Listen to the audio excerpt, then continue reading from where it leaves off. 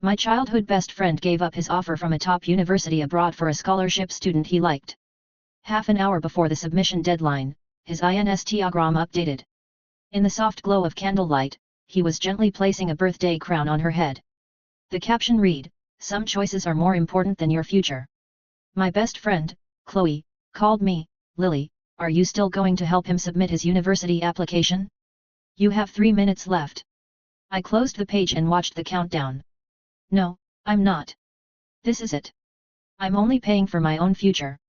1 at exactly 6 p.m., the Stanford application system automatically closed. Chloe sighed with relief on the other end of the phone. "You finally came to your senses. Now I can come visit you in California during spring break next year." Just as she was speaking, the familiar chime of the smart lock echoed from the door. Noah walked in with Sarah, as if they owned the place. "Lily, you submitted your grad school application, right?" I told Sarah that staying here for grad school is the most practical path for her, given her situation. But she was still worried, so she insisted I come confirm with you. "See? She's even more concerned about your plans than I am," he said, ruffling the hair of the girl beside him with a helpless smile. After deciding not to stay here with Noah, many of my emotions actually calmed down. I no longer felt a lump form in my throat when I saw Sarah hold his arm. I nodded, "Yes, it's all submitted. Do you guys need something?" Noah frowned, looking at my flat expression. "Lily, what's been going on with you lately?" Sarah subtly tugged at his sleeve and spoke softly, "Lily, you know my family's situation, going abroad is just too expensive. Even with a full scholarship, I can't afford the living expenses or plane tickets. My grades are just average, so it's better for me to stay here and work on projects with a professor. I might even get a small stipend. It's all because of me that Noah gave up going abroad. Don't be mad at him. He's been helping me contact professors all afternoon, so he didn't have time to tell you in person." Listening to her timid, almost fragile explanation, I asked directly, "Didn't you know about these difficulties at the beginning of the application process? Why did you wait until now to say something?" Sarah seemed startled, and her eyes instantly welled up. I discussed it with Noah a long time ago. It's just that we only finalized the decision today." "Discussed it a long time ago?" I lowered my gaze. "So while I was pulling all-nighters with him, planning our future and acing practice tests, dreaming of watching sunsets on the West Coast together, he was already mapping out a different future with Sarah." Seeing my silence, Sarah's voice grew softer, tinged with a sob. Noah placed a hand on her shoulder, his tone turning cold. "Enough, Lily. When I made the final decision, didn't I send you a message? There's no need to be so aggressive." His words hit me like a bucket of ice water, snapping me back to reality. I looked at his familiar yet suddenly strange face, then shifted my gaze away. "I'm not angry. I just wanted to know why." Now I understood, and finally, I could let go. Noah and I grew up together. After my father passed away, my mother was often abroad, managing the international branch of her company. She came home less than twice a year. Most of the time, it was just me and my grandmother at home. Some relatives always gossiped, subtly criticizing my mom for being a career woman who was never home, or hinting that our family was missing a strong male presence. I didn't want my grandmother to be sad, so I'd often hide under the tree in the backyard and cry. That's when Noah would crouch down in front of me. He'd stand up for me against those relatives, and later, he'd bring me a slice of cake every day after school. From then on, I became his shadow. We went to school together, studied for exams together, and in countless late nights, we cheered each other on for our dreams. We promised to go to America together, apply to the best schools, take a road trip on Route 66, and watch the sunrise at the Grand Canyon. Once we got there, we'd officially start dating. Until last year, when Sarah appeared. She was a scholarship student from a disadvantaged background, sponsored by Noah's mother. Because her old high school was struggling, she'd received a special transfer to our high school and was temporarily staying with Noah's family. At first, Noah wasn't thrilled about her. He was quiet at home and kept his distance at school. But Sarah would quietly follow him, organize his study notes, save him a seat in the cafeteria every day, and even collect his lab reports. Her cautious demeanor sometimes reminded me of my old self. So, back then, I often told Noah to be nicer to her. But he'd just brush it off. Later, we got into the same university.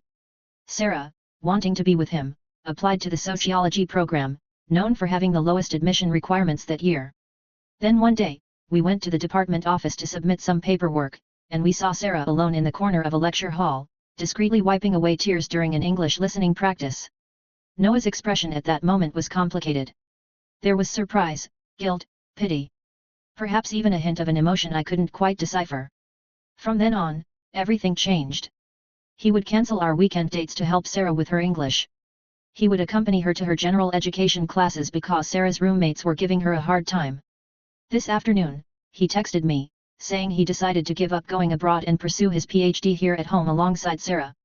I froze for a long time, but more than anything, I felt a sense of relief. It felt like a huge weight had been lifted off my shoulders. Noah was so sure I'd follow his lead and stay. He didn't even ask about my choice before leaving with Sarah. That evening, at a group dinner, they were already there when I arrived. I picked a seat furthest from Noah. But he kept staring at me, his eyes full of complex emotions. One of the guys at the table chuckled, teasing, "Lily, why are you sitting so far away? You better keep a closer eye on him, or someone else will snatch Noah away." Everyone at the table knew exactly who that someone was. Sarah didn't deny it, instead, she blushed and glanced at Noah. A classmate spoke up for me, "Don't talk nonsense.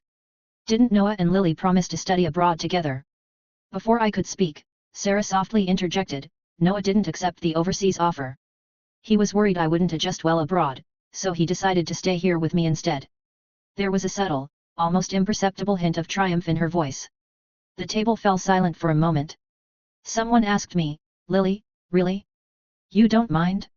You two started preparing since sophomore year, right?"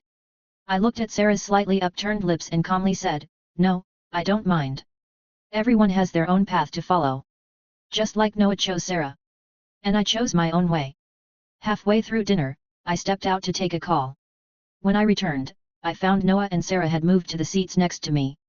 Noah, his cheeks flushed and slightly tipsy, leaned closer, "Lily, I know you're upset that I decided to stay here for grad school.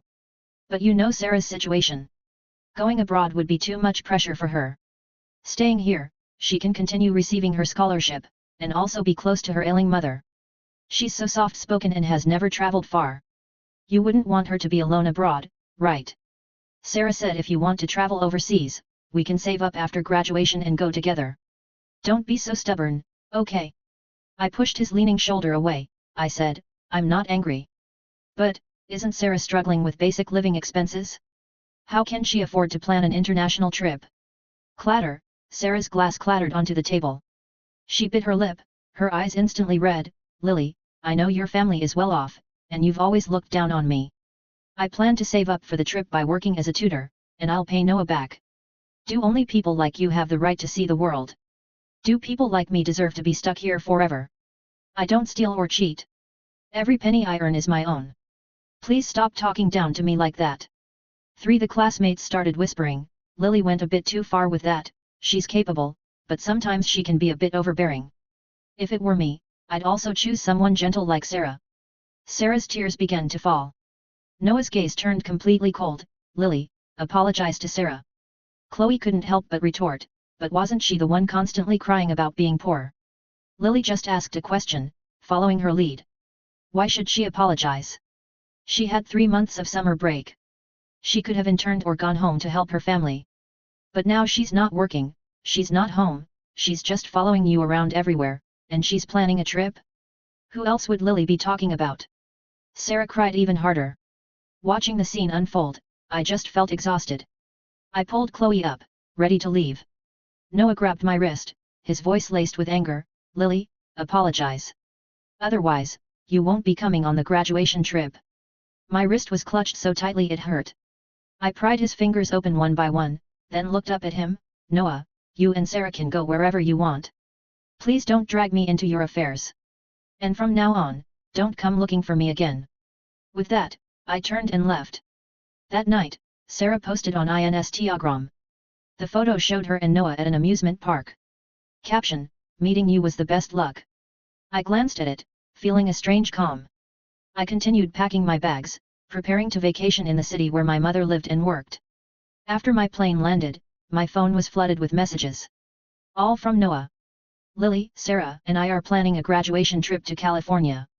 It's not too late to apologize and book tickets with us. There's nothing going on between Sarah and me. She just posted that Instagram to say thanks. Lily, I really don't understand you. How incredible this domestic PhD opportunity is, what's so bad about it? You've already secured your spot, why are you being so stubborn? I scrolled past the messages, leaving them unanswered. Noah had thought of everything for Sarah, covering all her bases. But he never considered that my father had passed away years ago, my mother's career was overseas, and my grandmother needed to be moved to a warmer climate down south for better care. Staying here wasn't the best option for me. When I arrived home, a tall, well-built young man was sitting in the living room. He stood up and took my suitcase. Do you remember me? I'm Ryan.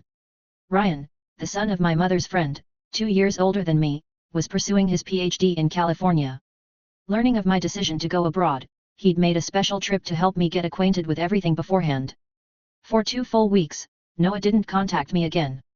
His Instagram was updated daily with travel photos of him and Sarah.